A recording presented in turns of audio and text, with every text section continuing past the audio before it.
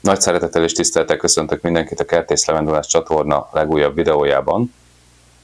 Pár héttel ezelőtt csináltunk egy nagy virágföld tesztet, ahol a piacon található legolcsóbb és a legdrágább általános virágföldet hasonlítottuk össze. De kettőből vettünk egy zsákkal.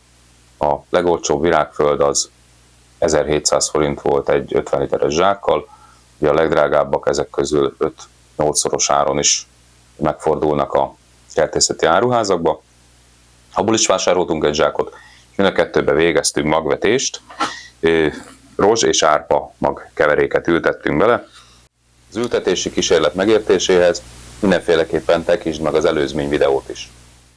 A drága meg az olcsó itt látható, valamint kontrollként egy 3-as számmal megjelölt cserébe homokot, kertből fölvett kerti homokot is raktunk, és abba is ültettem árpa és rozsmagokat. Érdekességképpen annyit elmondok előjáróban, hogy a 6. nap, mind a 3 cserébe 6. napon keltek ki a magok, és az első, puskázok egy picikét itt, mert le van nekem írva, tehát a 8. napon a drága virágföldbe, ami ez, 5 centis volt a növény, míg az olcsó virágföldben már 7 centisek voltak, valamint a általános homokba, ami nem tartalmaz igazából komolyabban tápanyagot, ő is 5 centisre növekedett meg benne.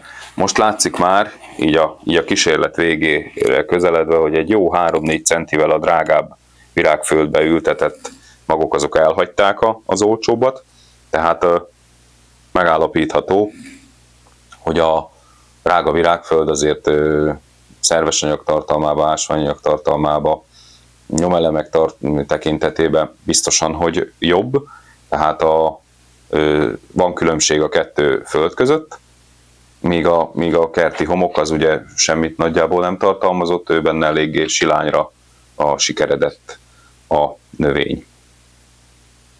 Tehát akkor végkövetkeztetésként levonhatjuk azt, hogy értékben van különbség az olcsó meg a drága virágföld között.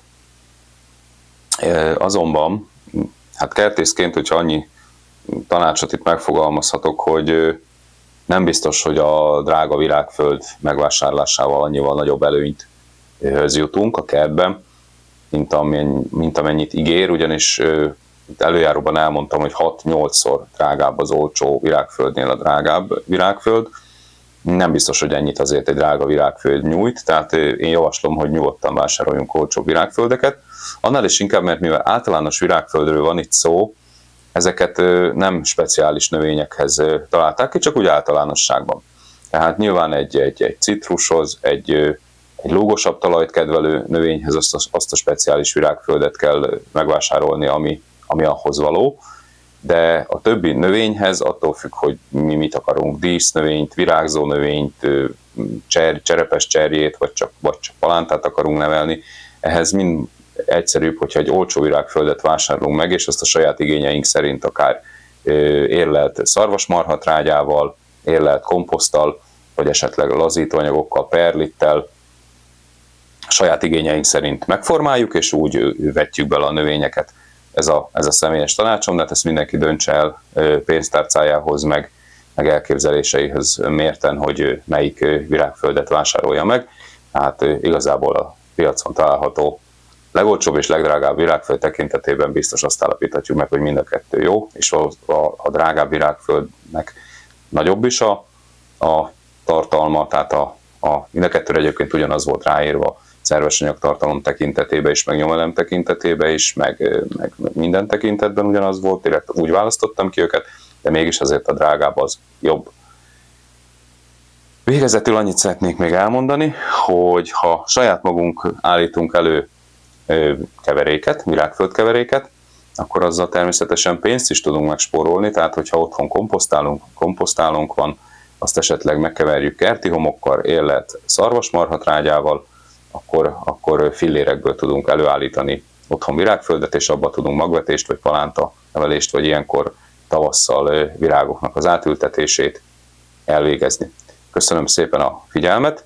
Ha tetszett ez a videó, hasznosnak találtad ezt az ültetési kísérletet, mindenféleképpen nyomj egy lájkot, iratkozz fel a csatornámra, mert számos hasonló tartalommal készülök, ültetési kísérletekkel, kerti ötletekkel, mindenféleképpen iratkozz fel, ugyanis akkor értesítést fogsz kapni, hogyha egy új videót töltök föl, és akkor azt meg tudod nézni.